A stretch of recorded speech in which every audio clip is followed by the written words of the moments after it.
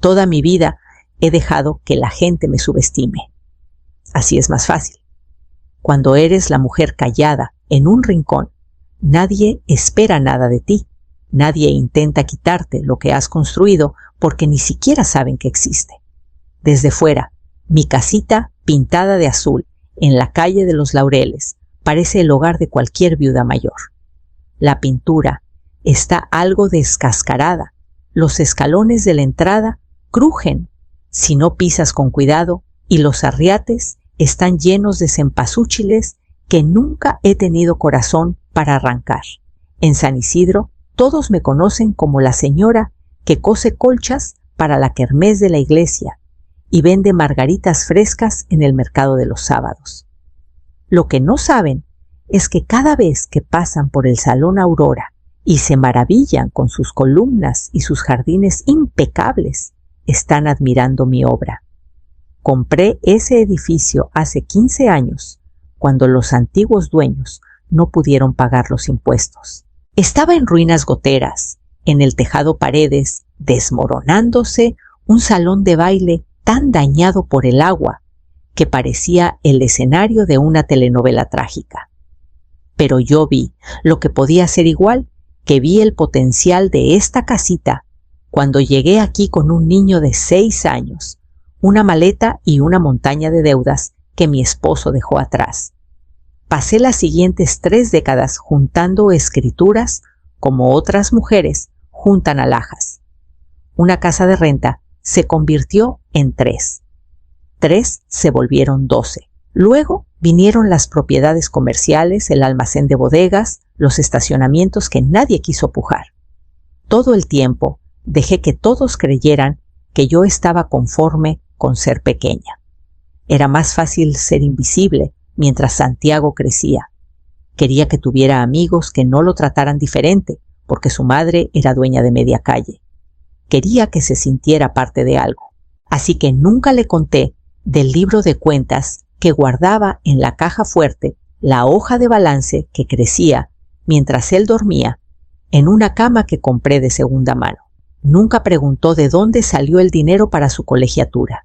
Nunca preguntó por qué siempre firmaba los contratos de renta con mi nombre de soltera, Mariana Escalera, en lugar de Vargas. Y cuando trajo a Alejandra a casa por primera vez con su cabello perfectamente peinado y cumplidos cuidadosamente ensayados, nunca me miró como ella lo hizo, como si yo fuera un rompecabezas que no valía la pena descifrar. Ayer llegó un sobre a mi mesa de cocina, grueso y color crema, con una caligrafía elegante. Una invitación a su fiesta de compromiso, con una nota escrita en la letra pulcra de Alejandra. Nos encantaría verte ahí, pero no te sientas obligada si no es lo tuyo. Estuve sentada en mi coche casi 10 minutos antes de sentirme lista para cruzar las puertas de la casa de los Valdés.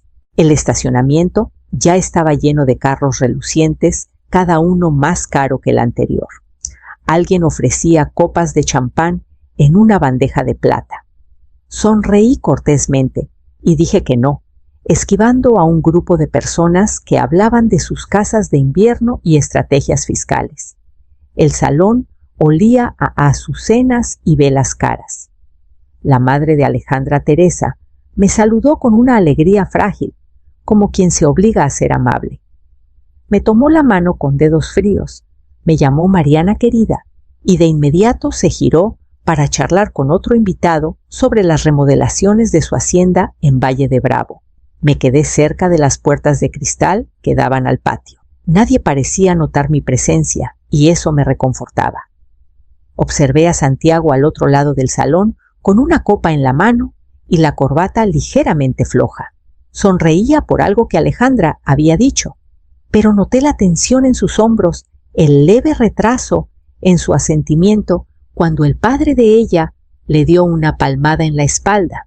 No pertenecía a ese lugar, y lo sabía, pero eso nunca me había detenido antes. Una mujer con cabello brillante y un collar de diamantes le preguntó a Alejandra sobre los planes de la boda. La voz de Alejandra se alzó por encima del murmullo cálida y luminosa. Ya reservamos el Salón Aurora dijo enfatizando el nombre de una manera que me apretó el pecho. Mi papá tiene contactos en el consejo administrativo, así que no fue problema. La mujer asintió con aprobación. ¿Es un lugar tan elegante? La mirada de Alejandra pasó por encima de mí, como si yo fuera un estorbo que olvidó apartar. Sí, dijo. Queremos que todo se sienta sofisticado. Santiago cruzó su mirada conmigo entonces. Por un momento su expresión se suavizó casi como si se disculpara. Comenzó a caminar hacia mí, pero Alejandra puso una mano en su brazo y él se detuvo. Más tarde, mientras sacaba mi abrigo del closet del pasillo, él me siguió hasta el porche. Mamá empezó en voz baja, «Sabes que te quiero». Pero la familia de Alejandra, ellos tienen expectativas. Asentí, aunque no estoy segura de que me viera. La luz del porche iluminó la preocupación en su rostro, mientras intentaba decir algo más, pero yo solo podía pensar en cuántas expectativas había tragado en silencio. La invitación a la cena en el Salón Aurora llegó una semana después. No estaba dirigida a mí directamente, sino metida en un montón de correo que Santiago dejó en mi porche. Supongo que esa fue la manera de Alejandra de incluirme sin hacer evidente que no quería hacerlo. Fui de todos modos. Una parte de mí necesitaba ver el lugar, como ellos lo veían, entender qué significaba toda esa actuación para ellos. Al entrar al vestíbulo, me costó no detenerme en los candelabros que yo había restaurado o en el zócalo que mandé hacer con un carpintero de Michoacán. Era más fácil mantener las manos cruzadas y asentir cortésmente mientras la madre de Alejandra explicaba que el edificio había sido rescatado por una fundación a la que Ricardo, su esposo, había donado, como si mi nombre en las escrituras no existiera. La mesa estaba puesta con manteles de lino y cubiertos de plata reluciente, cada tarjeta de lugar escrita con la letra precisa de Alejandra. La mía solo decía Mariana, sin señora Vargas, sin muestra de respeto. Solo mi nombre como si fuera la empleada de alguien. Durante el plato principal, Ricardo Valdés se recostó en su silla haciendo girar su copa de vino. Santiago nos dijo que tienes un negocito, dijo con una sonrisa, como si hablara del pasatiempo de un niño. Tragué saliva. Así es. Artesanías y flores, ¿verdad?, añadió Teresa, con un tono suave, pero con la mirada desviada hacia Alejandra. Sí, dije. No me molesté en explicar más. La risa de Alejandra fue suave, casi cariñosa. Es una forma bonita de mantenerse ocupada. Santiago no levantó la vista de su plato.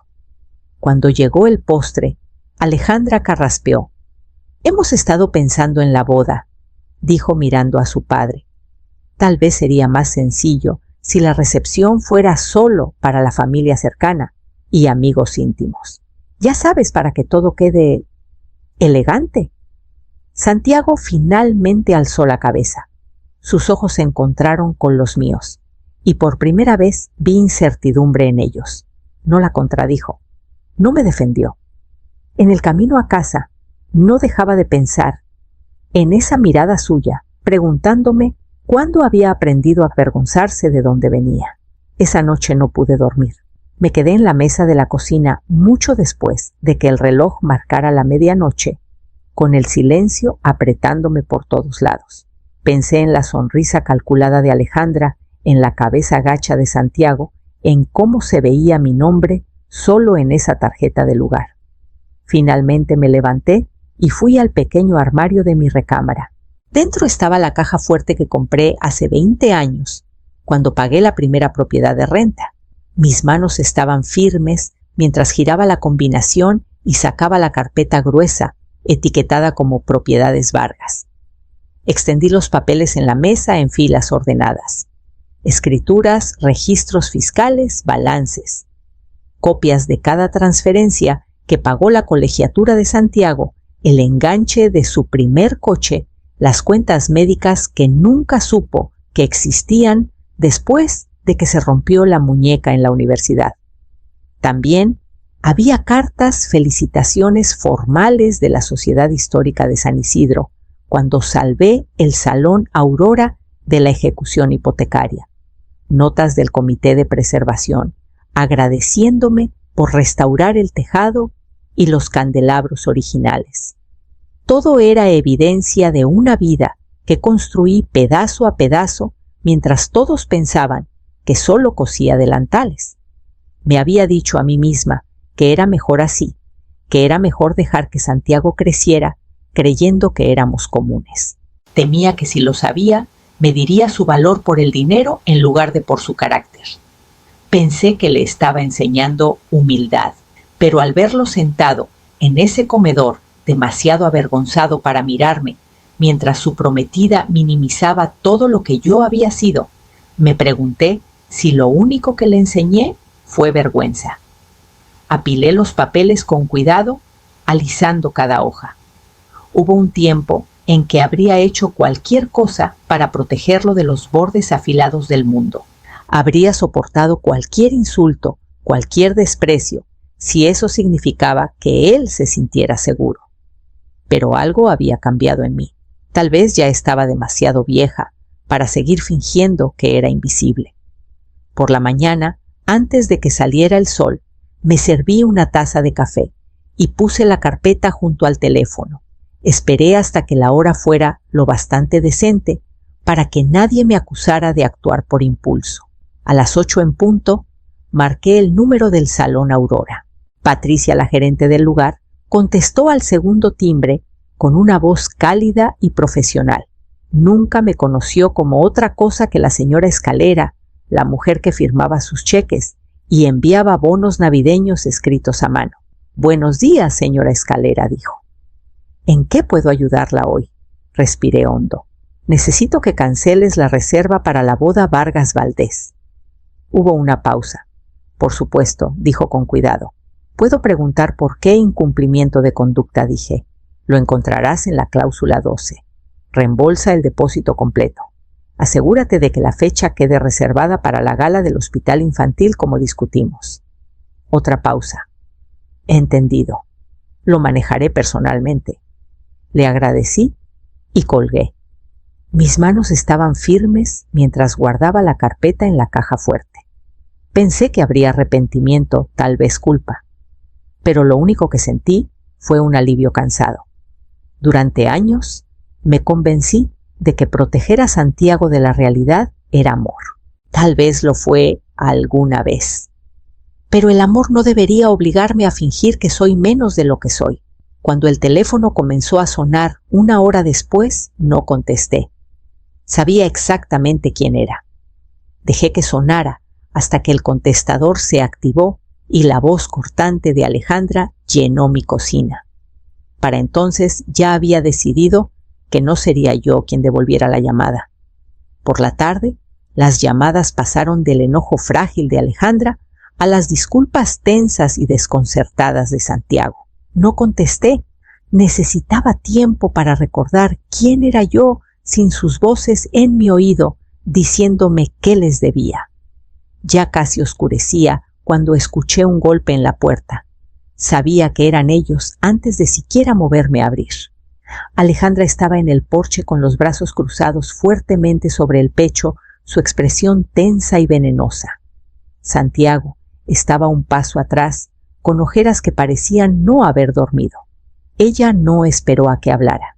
«Espero que estés satisfecha», espetó. «Nos has humillado a los dos. Mis padres están furiosos.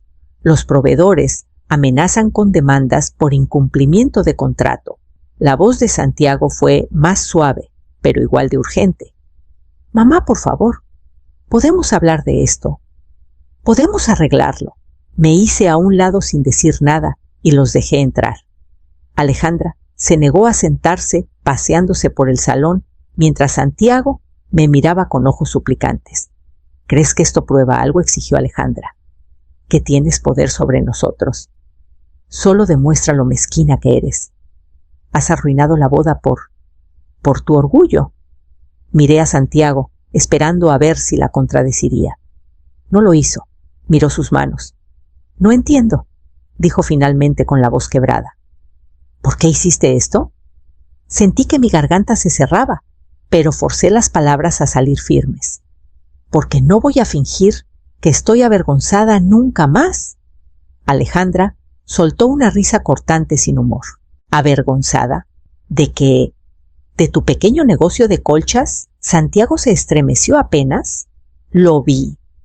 Vi el destello de duda, la grieta en la historia que Alejandra le había estado alimentando. Siempre dijiste que querías lo mejor para Santiago, dijo Alejandra, con un tono bajo y peligroso. Entonces demuéstralo. Vuelve a reservar el salón. No respondí.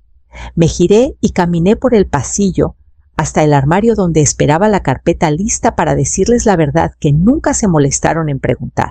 Regresé al salón con la carpeta y la puse con cuidado en la mesa de centro. Los ojos de Alejandra se entrecerraron como si sospechara que estaba a punto de mostrarle una colección de recuerdos sentimentales que podría descartar con un gesto. En cambio, abrí la carpeta y giré la primera página hacia ellos. Esto dije tocando la escritura. Con el dedo es el título del Salón Aurora. Lo compré hace 15 años. Pagué en efectivo. Alejandra parpadeó un momento de confusión, cruzó su rostro perfecto antes de que se recompusiera. ¿Esperas que te crea eso? No le respondí. Pasé la página. Registros fiscales, facturas de restauración, cartas de agradecimiento de la Sociedad Histórica de San Isidro. Estaban parados en mi salón de baile, dije suavemente. La boca de Santiago se abrió. Su rostro palideció. Tomó la carpeta, con manos temblorosas, revisando cada línea, como si buscara una trampa, una explicación que le permitiera seguir creyendo que yo era lo suficientemente pequeña para ignorar. Cuando eras niño, dije, solía pasar por ese edificio camino al trabajo. Me prometí que si alguna vez tenía lo suficiente, lo salvaría. Y lo hice. Lo salvé, Santiago. Para ti. Tragó saliva con fuerza. Porque nunca me lo dijiste, porque nunca preguntaste.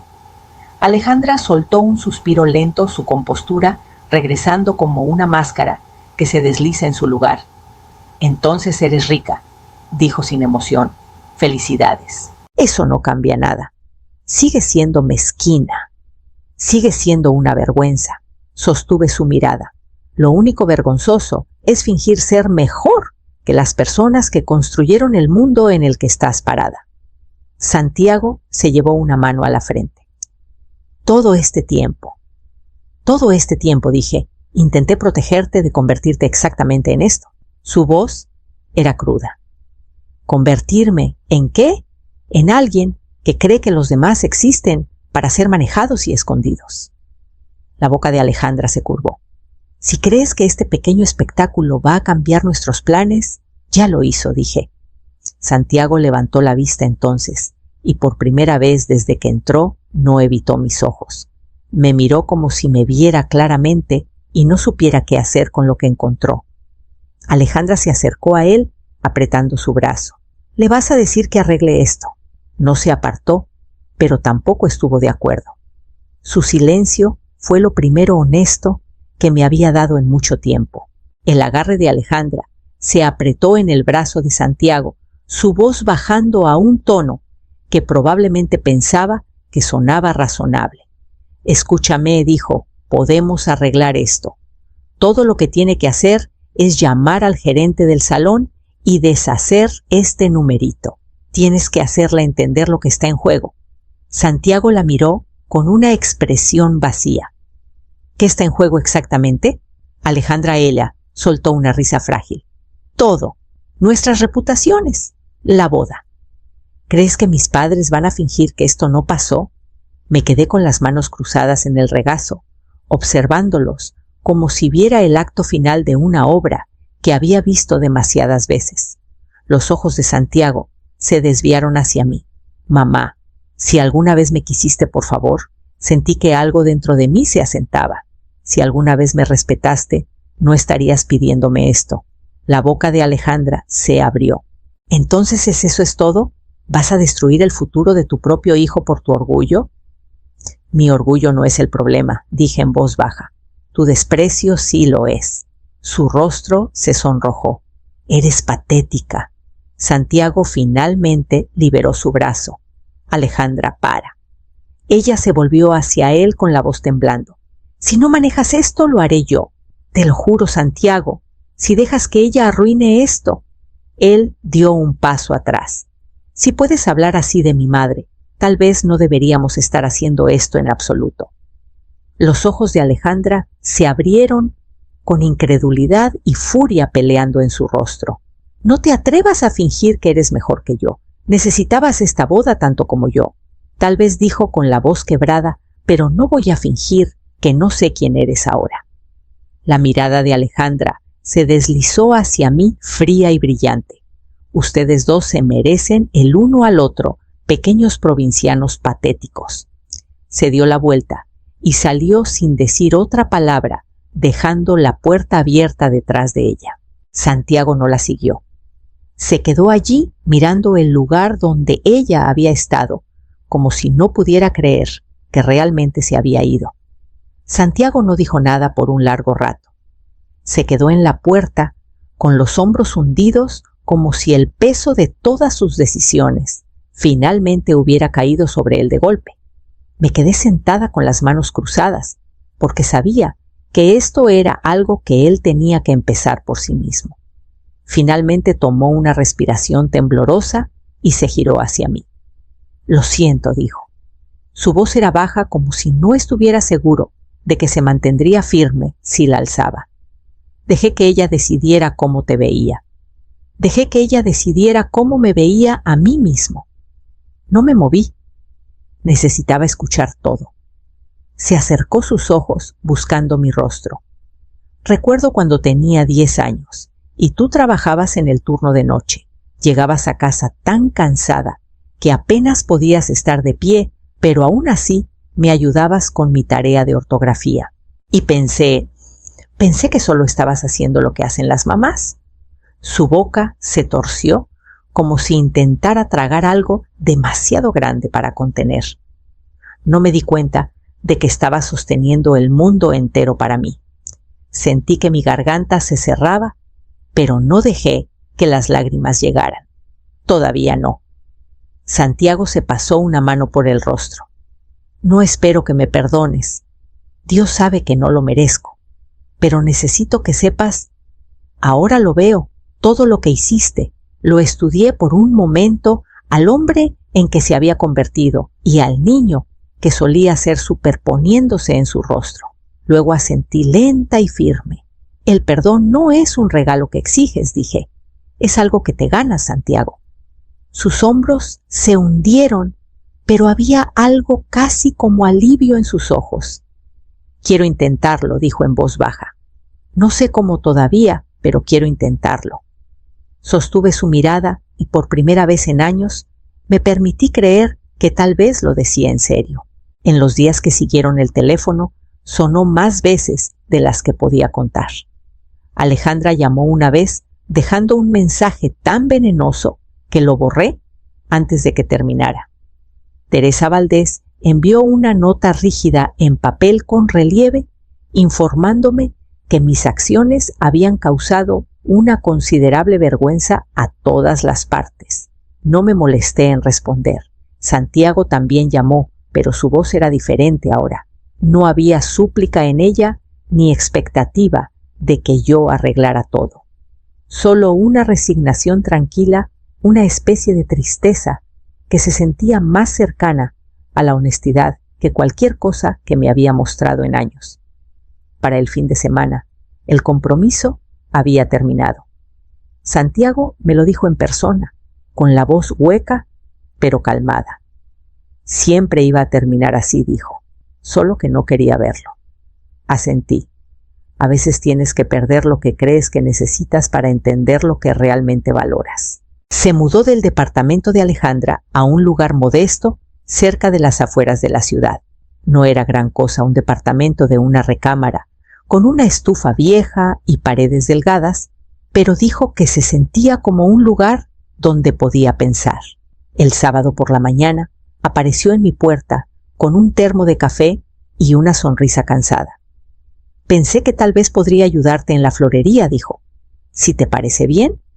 Casi le dije que no era necesario, que no me debía nada. Pero la verdad era que lo quería allí.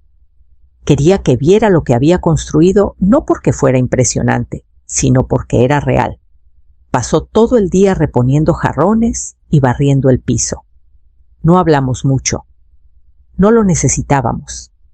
Cuando se fue esa noche, se detuvo en el porche con una mano en el barandal. Volveré la próxima semana, dijo. Si me aceptas. Lo miré y sentí que algo se aflojaba en mi pecho. Me gustaría eso, Santiago, dije. Esa primavera llegó temprano. El deshielo parecía instalarse en todo, incluso en los espacios silenciosos entre Santiago y yo. Cada sábado él regresaba. A veces traía pastelitos de la cafetería a la que solíamos ir cuando era niño. A veces solo traía su presencia y una sinceridad que no había visto en tanto tiempo que casi no la reconocí. Nunca hablamos mucho de Alejandra. Creo que él necesitaba el silencio para entender dónde se había equivocado. No lo presioné. Sabía que algunas lecciones no se podían enseñar con regaños o explicaciones. Tenían que aprenderse a la manera dura. Una tarde se quedó después de cerrar para ayudarme a ordenar facturas. Pasó los dedos por los bordes de las carpetas y luego levantó la vista. Todos estos años, dijo, pensé que solo estabas sobreviviendo. Y tú estabas construyendo todo esto.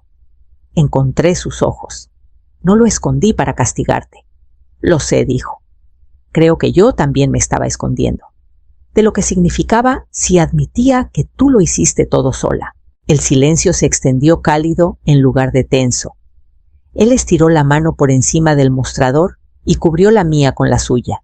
Nunca fuiste pequeña, mamá. Sentí que mi garganta se cerraba. Tú tampoco lo fuiste. Soltó un suspiro largo, algo liberándose entre nosotros que no me había dado cuenta de que aún sosteníamos. Cuando se fue esa noche, la florería se sintió más ligera de alguna manera, como si una puerta que tenía miedo de abrir finalmente se hubiera abierto de par en par, y por primera vez en años cerré el negocio por la noche sin sentir que me estaba encerrando a mí misma.